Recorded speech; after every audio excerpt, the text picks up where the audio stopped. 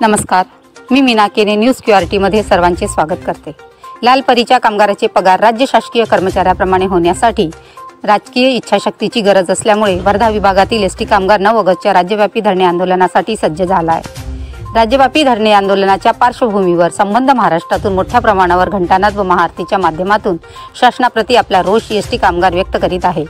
वर्धा विभागातील सर्व ST कामगाराच्या संघटना एकत्रित येत संयुक्त कृती समितीच्या माध्यमातून होणाऱ्या राज्यव्यापी धरणे आंदोलनाला पाठिंबा देण्यासाठी आज विभागात घंटानाद व महाआरती करण्यात आली। यावेळी विभागातील सर्व संघटना पदाधिकारी व सभासद मोठ्या संख्येने उपस्थित होते।